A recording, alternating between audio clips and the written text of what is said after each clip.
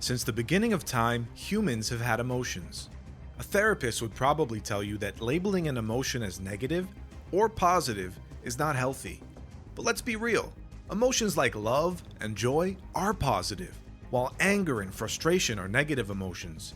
When you combine our biologically hardwired feelings with our biological need to compete, you create this perfect storm for a hurricane of emotion.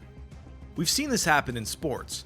Players lose their cool and react with anger or frustration. This competitive human instinct pumps through the veins of would-be champions. We've seen this happen in tennis, soccer, basketball,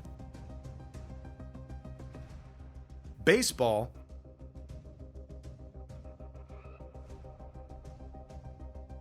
and of course, hockey. Now, one may argue this competitive drive is what has contributed to our evolution. Our ancestors had to compete with each other for food, status, and survival. As we've evolved, some people have learned to regulate their emotions and not let them get the best of them. Others aren't so disciplined. This reaction in modern day has helped coin the phrase to rage quit. This phenomenon has become so prominent that even Merriam-Webster has added a definition for rage quit to the dictionary. The literal definition of rage quit is to abandon in a fit of frustration, especially after near success or abrupt failure following a significant investment of time and effort. If you go back to November 29, 1972, there was a groundbreaking electronic game release called Pong. This game may have laid the foundation for one of the first ever documented video game rage quits in history. Over the next 50 years, video game quality improved, and so did the rage quits. With the development of technology and mediums like YouTube, our ability to document and view humans react out of frustration while playing a video game has skyrocketed.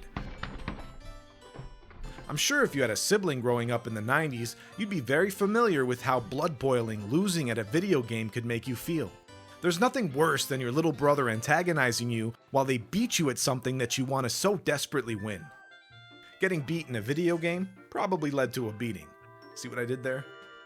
Let me know about your rage quitting stories in the comments. I remember raging while playing so many games with my brother and my friends.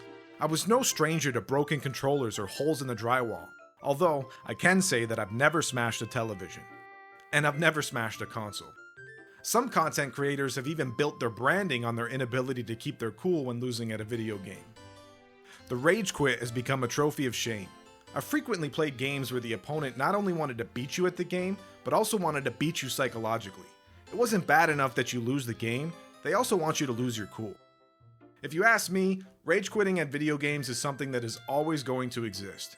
You might stop playing calmly, out of frustration, but inside you're so fed up that you have to stop. We've all done it, and some of us have learned to control our emotions a little better as we mature. But I guess as long as humans have emotions and a biological need to compete, we're always going to have the privilege to witness someone rage quit. So 1v1 me, bro. Any game you want.